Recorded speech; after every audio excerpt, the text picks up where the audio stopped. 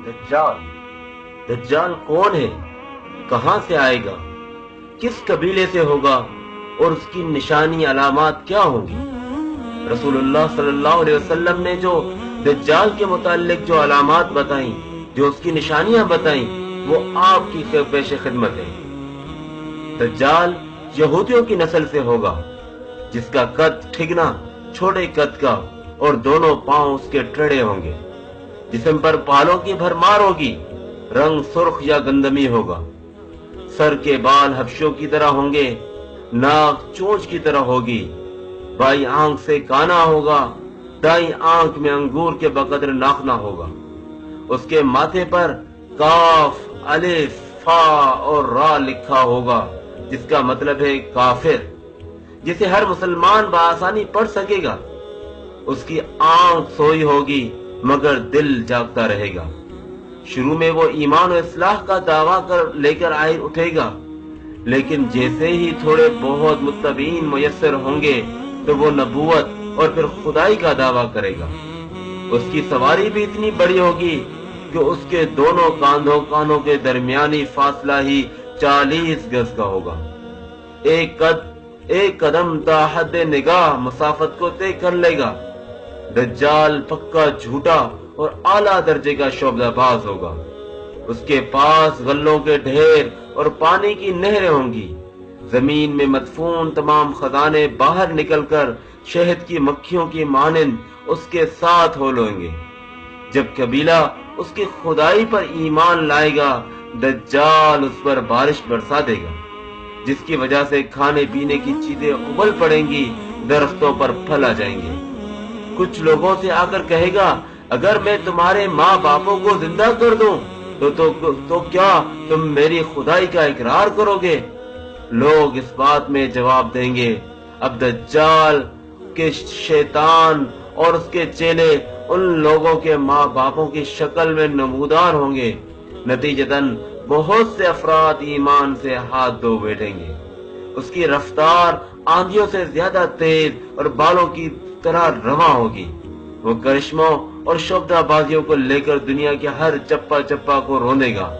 تمام دشمنان اسلام اور دنیا بھر کے یہودی امت مسلمہ کے بغض میں اس کی پشت پناہی کر رہے ہوں گے۔ وہ مکہ معظمہ میں گھسنا چاہے گا، مگر فرشتوں کی پہرے داری کی وجہ سے ادھر گھس نہ پائے گا، اس لیے نامراد اور ذلیل ہو کر واپس مدینہ منورہ کا رخ کرے گا۔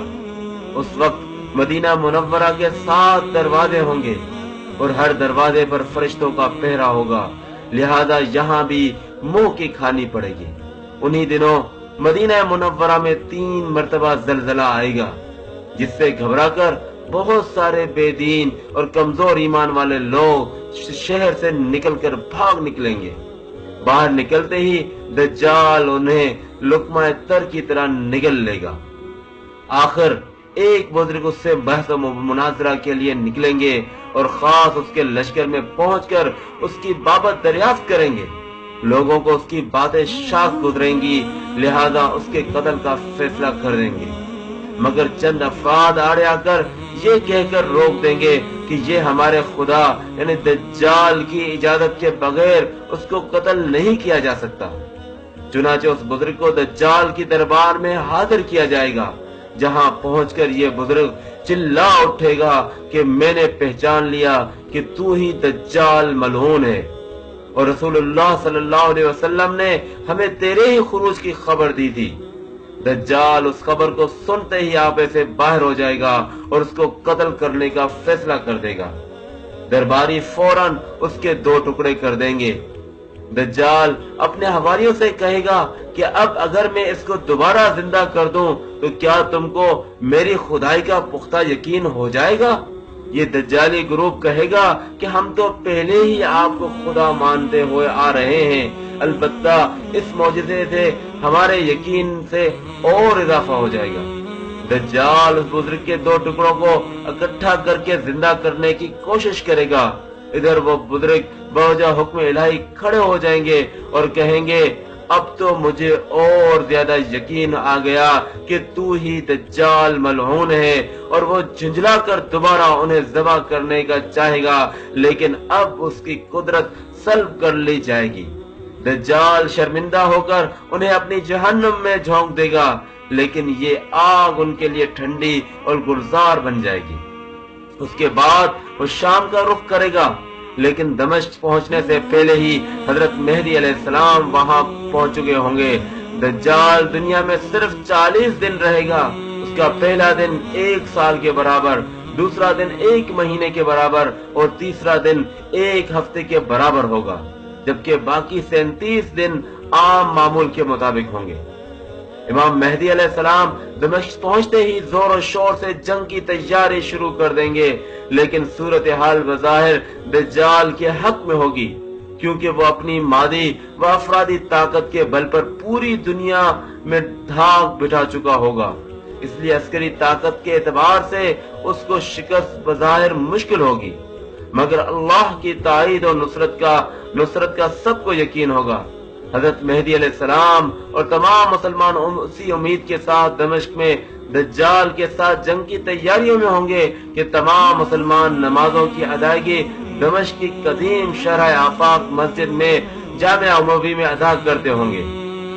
امام مہدی علیہ السلام ایک دن نماز پڑھانے کے لیے مصلی کی طرف بڑھیں گے تو عین اسی وقت حضرت عیسیٰ علیہ السلام کا نزول ہوگا۔ نماز سے فارغ ہو کر لوگ دجال کے مقابلے کے لیے نکلیں گے۔ دجال حضرت عیسیٰ علیہ السلام کو دیکھ کر ایسا گھلنے لگے گا جیسے نمک پانی میں گھل جاتا ہے۔ پھر حضرت عیسیٰ علیہ السلام آگے بڑھ کر اس کو قتل کر دیں گے، اور حالت یہ ہوگی کہ شجر و حجر آواز لگائیں گے کہ اے روح اللہ میرے پیچھے یہودی چھپا ہے۔ چنانچہ وہ دجال کے چیلوں میں سے کسی کو بھی نہ چھوڑیں گے۔ پھر وہ سلیب کو توڑ دیں گے، یعنی سلیب پرستی ختم کر دیں گے، اور اس کے بعد خنزیر کو قتل کر کے جنگ کا خاتمہ کریں گے۔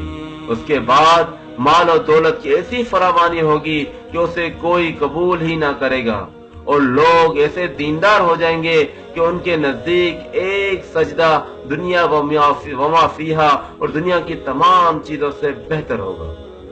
یہ قصہ جو صحیح مسلم حدیث کی مستند ترین کتابوں صحیح مسلم، ابن ماجہ، ابو داؤد اور ترمذی اور طبرانی اور حاکم اور احمد میں اسی طرح واقع ہے۔